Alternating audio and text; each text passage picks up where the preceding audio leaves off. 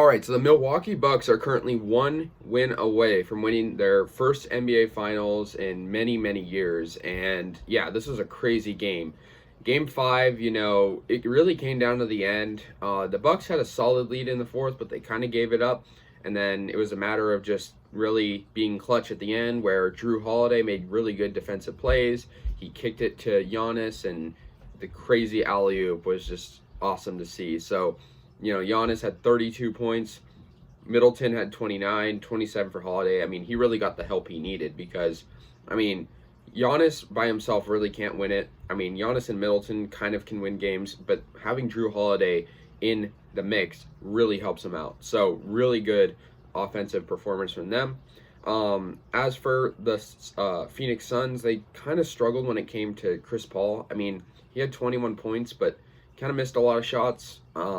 Devin Booker went really well in the game. I mean, he had 40 points, 20 for Ayton, which was good. He's a center, so can't expect him to get, a crazy amount of points, but 13 for Mikal Bridges, 10 for Jay Crowder.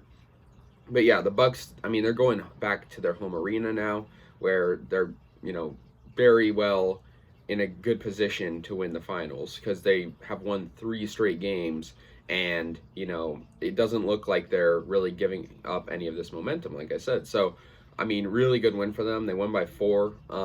Their best quarter was really the second, though. They had 43 points in that quarter, and they led by a little bit at halftime because they didn't really play too well in the first. They were down by 16 at the end of the first, and I mean, when we went to half, I believe they were up by just a couple of points, and it really came down to the second half. I mean, that's how it's been the most of this finals.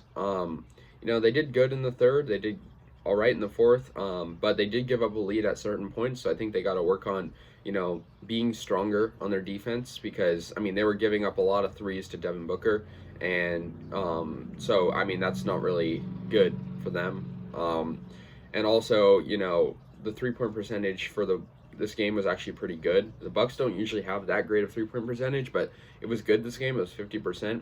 But the Suns had 68%, but it clearly didn't really help them because they've lost their last 3 games and they've had good three-point shooting. So yeah. Also, I mean, the Bucks really got to work on their free throw shooting. I think it's kind of like a joke now that they're not good at it, but 52% is not really acceptable. If you look at the Suns, 90%, that's a huge difference. That's not really acceptable for the finals. I know Giannis is not the greatest at shooting them, but still. Field goal percentage was pretty good for both teams, about the same.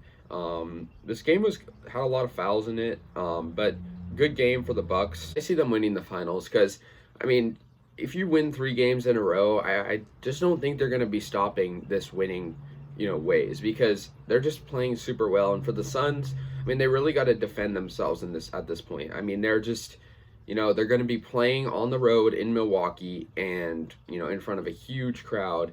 And I just don't know if they're going to be able to rise to the occasion. Maybe they can prove me wrong because, I mean, it is the finals. Anything can happen, The Cleveland Cavaliers, look at them. They just, against us in 2016, they absolutely came back. But, I mean, at this point, the Bucks were the underdogs. They were down 2-0, and now they're looking like the winner because just the momentum that they've had. So, yeah.